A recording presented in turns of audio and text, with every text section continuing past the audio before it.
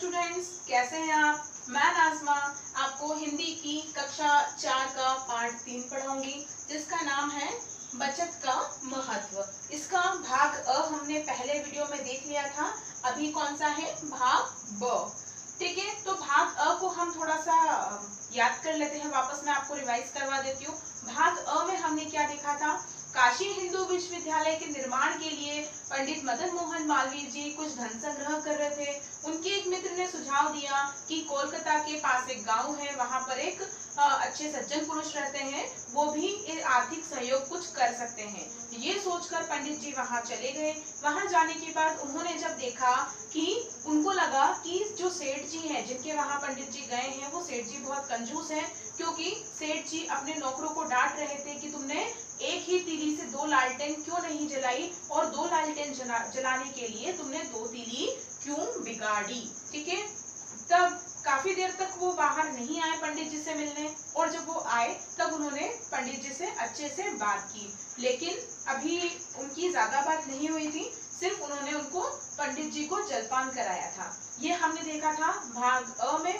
और अब है अपना भाग ब। इसमें हम देखेंगे कि क्या वाकई में वो जो सेठ जी थे वो कंजूस थे, या उन्होंने कुछ दान दिया, कुछ चंदा दिया पंडित जी को, काशी हिंदू विश्वविद्यालय के निर्माण के लिए कुछ आर्थिक सहयोग किया या नहीं किया। ठीक है, तो अब अपन आगे शुरू करते हैं।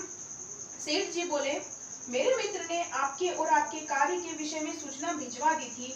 यह कहकर सेठ जी ने मुनीम को बुलाकर चेकबुक लाने को कहा। ठीक है, सेठ जी जब काफी देर इंतजार करवाने के बाद पंडित जी से मिलने आए बाहर निकलकर ड्राइंग रूम में, तो सेठ जी ने पंडित जी से कहा कि मेरे जिन मित्र ने आपको यहाँ पर भेजा है, उन्होंने मुझ तक सूचना भिजवा दी थी, मुझे बता दिया था कि आप यहाँ पर क्यों आए हैं या किस उद्देश्य से आए हैं। ठीक है, ये कहकर सेठ जी ने किसको बुला लिया? उनके मुनीम को। मुनीम जी कौन होते हैं? मुनीम का क्या काम होता है?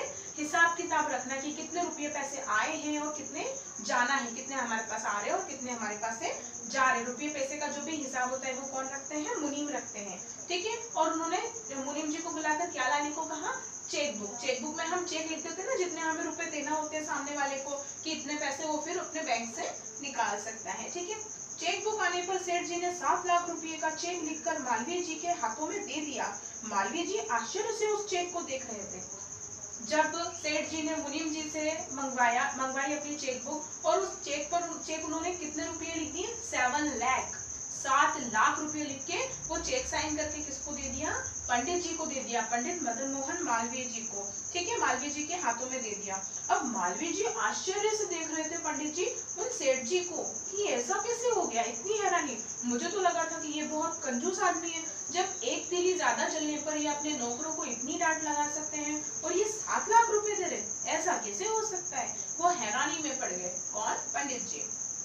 मालवीय जी को शांत देखकर सेठ जी बोले, कहिए पंडित जी, रकम कम है क्या? लेकिन फिलहाल मैं इतनी ही राशि दे पाऊंगा, दूसरी बार फिर सेवा का प्रयत्न करूंगा। ठीक है, मालवीय जी हैरान भी थे, जो पंडित जी थे वो हैरान भी थे और शांत भी थे कि बोले तो क्या बोले। तो जब सेठ जी ने इस बात को महसूस किया तो उन्होंने कहा, अरे पंडित जी, रकम कम लग रही है क्या? मतलब ये जो 7 लाख रुपए मैंने दिए ये कम है क्या? ठीक है, हो सकता है आपको ये कम लग रही हो, लेकिन फिलहाल तो अभी तो मैं इतना ही दे सकता हूँ, लेकिन दूसरी बार और सेवा का प्रयत्न करूंगा। इसका मतलब अगर मुझसे हो सका तो मैं आगे और कुछ राशि दे दूंगा, क्योंकि सेठ जी को क्या लगा कि पंडित जी को राशि वो कम लग रही है 7 लाख रुपए की। मालवीय जी को तभी अपने विचारों में डूबा देखकर उन्होंने फिर पूछा, पंडित जी क्या सोचने लगे, बात क्या है? मालवीय जी तब भी अपने विचारों में डूबे हुए थे, वो सोच में डूबे हुए थे कि मैं तो इनको कितना कंजूस आदमी समझ रहा था, तो ये ऐसा कंजूस आदमी, ऐसा कंजूस सेठ 7 लाख रुपए कैसे दे सकता है, और फिर अभी वो बोल रहा है कि मैं और सेवा का प्रयत्न करूंगा, ऐसा कैसे हो सकता है। तब फिर सेठ जी ने वापस पंडित जी से पूछा कि क्या हुआ पंडित जी, किस गहरी सोच में डूबे हुए हो, आखिर बात क्या है, हमें भी तो बताओ।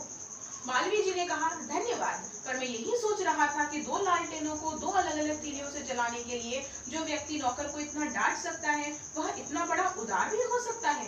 मैं तो सोच रहा था कि शायद यहाँ से खाली हाथ ही लौटना पड़ेगा। तो मालवीय जी ने जवाब दिया, सबसे पहले तो क्या कहा? धन्यवाद कहा इतने रुपए देने के लिए। तब उन्होंने कहा कि मैं तो ये सोच रहा था कि जब आपके नौकरों ने 2 लालटेन के लिए 2 अलग अलग तीली जलाई, तो आपने अपने नौकरों को इतना डांटा, लेकिन आप तो इतने उदार हो, उदार मतलब दिल खोल के खर्च करने वाले। इतने उदार कैसे हो सकते हो आप? इतना 7 लाख रुपए दे रहे हो जबकि एक महीने के लिए आप अपने नौकरों को डांट रहे हो। तो उन्होंने कहा कि मैं तो सोच रहा था कि मुझे यहाँ से खाली हाथ ही लौटना पड़ेगा, मतलब आप कोई रुपये नहीं दोगे ऐसा मुझे लग रहा था। सेठ जी ने मुस्कुराकर कहा, आपका सोचना काफी हद तक ठीक ही है। आप एक पवित्र उद्देश्य को लेकर चल रहे हैं, लेकिन मैं अगर नौकर को इस तरह छोटी छोटी फिजूल खर्ची के लिए नहीं रोकता तो आज इतनी बड़ी राशि एक महान कार्य के लिए कैसे दान कर पाता। ठीक है, तो सेठ जी ने मुस्कुराकर बिना गुस्सा किए जवाब दिया कि हाँ पंडित जी, आपका सोचना सही है, आप सही सोच रहे हो, लेकिन आपका जो उद्देश्य है, जिस काम के लिए जो काम आप ये कर रहे हो, ये बहुत अच्छा है, बहुत पवित्र है। लेकिन अगर मैं इतनी छोटे छोटे कामों के लिए अपने नौकरों को नहीं टोकूंगा, इतनी फिजूल खर्ची के लिए कि बिना बात की ये जो पैसा खर्च करते रहते हैं, फिजूल खर्ची करते हैं, अगर मैं नहीं रोकूंगा तो इतना सारा पैसा कैसे इकट्ठा होता, और इतना सारा पैसा इकट्ठा नहीं होता तो मैं आपको कैसे दे पाता, किसी पवित्र उद्देश्य के लिए अपना दान कैसे कर पाता। और ये बात उन्होंने बता दी उनके नौकर पर गुस्सा करने की, और उनका दिल बहुत उदार था और इसलिए उन्होंने कितने दिए, 7 लाख रुपए दे दिए। और उस जमाने में 7 लाख रुपए बहुत बड़ी बात होती थी। ठीक है, ये उस टाइम की बात है जब रुपये भी नहीं चलते, रुपये थे लेकिन बहुत कम होते थे। उस टाइम क्या चलता था, एक एक पैसा चलता था, पाई पाई चलती थी। ठीक है, तो ये अपनी कहानी पूर्ण हुई। अब आपको समझ में आया बचत का महत्व। इसलिए बचत हम सबको करना चाहिए, क्योंकि बचत कभी भी हमारे बुरे समय में भी काम आ सकती है, और अगर ऐसा नहीं भी है तो हम किसी और की मदद करने के लिए, किसी पवित्र उद्देश्य के लिए अपनी उस बचत को उपयोग में ला सकते हैं। ठीक है, तो अब इसके पाठ के कुछ कठिन शब्द तथा उनके अर्थ मैं आपको बता देती हूँ। पहला है फिजूल खर्ची, मतलब अपव्यय, बिना बात के कुछ खर्चा करना। फटकार मतलब डांट। प्रतीक्षा मतलब इंतजार करना। खामोश मतलब चुप। धन संग्रह मतलब धन एकत्रित करना, रुपया पैसा जोड़ना या जमा करना। आर्थिक सहयोग मतलब धन से सहायता करना, किसी की हेल्प करना, धन देकर, रुपये पैसे देकर। और दरबान जो द्वारपाल, जो गेट कीपर होता है, जो गेट पर खड़ा रहता है। ठीक है, उम्मीद है आप सबको ये अच्छे से समझ में आया होगा। धन्यवाद।